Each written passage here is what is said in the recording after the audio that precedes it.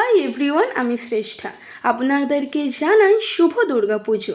কিভাবে আপনারা খুব কম উপকরণ দিয়ে দোকানের মতো ক্রিসপি চিকেন পকোড়া রান্না করবেন, তো চলুন দেখে নেওয়া যাক।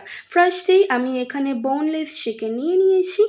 এর মধ্যে একে একে হলুদ গুঁড়ো, লঙ্কার গুঁড়ো, জিরে গুঁড়ো, এছাড়াও পরিমাণ মতো চিনি এবং পরিমাণ মতো নুন এবং একটু লেবুর রস দিয়েছি।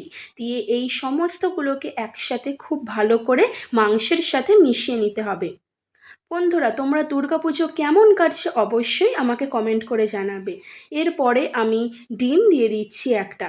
আপনাদের যদি পরিমাণ কম হয় তো এখানে 2টি ডিম ব্যবহার করবেন। আমার যেহেতু অল্প তাই আমি একটা ডিম ব্যবহার করেছি। এরপরে কাশ্মীরি লঙ্কার গুঁড়ো এবং আদা এবং রসুন বাটা দিয়ে দিয়েছি। এছাড়াও আমি এখানে একটু চিকেন মশলা দিয়েছি, আপনারা এটা স্কিপ করতে পারেন। যাই হোক, এরপরে আমি এখানে ম্যাগি মশলাও দিয়েছি। দেওয়ার পরে আমি এখানে পেঁয়াজ কুচি দিয়েছি। আপনারা যদি চান দিতে পারেন, কারণ পেঁয়াজ কুচি দিলে খুব সুন্দর মচমচে হয়। এরপরে আমি লঙ্কা কুচি দিয়েছি। আমি এখানে কর্নফ্লাওয়ার ব্যবহার করেছি।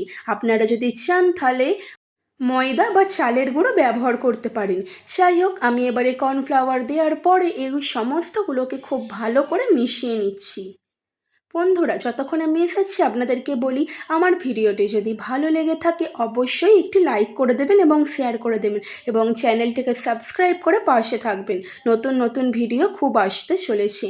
যাই হোক, খুব ভালো করে আমার মাখা হয়ে গিয়েছে। এরপরে একটা কড়াইয়ে তেল গরম করে নিয়েছি। নেওয়ার পরে একটা একটা করে আমি পকোড়াগুলোকে দিয়েছি।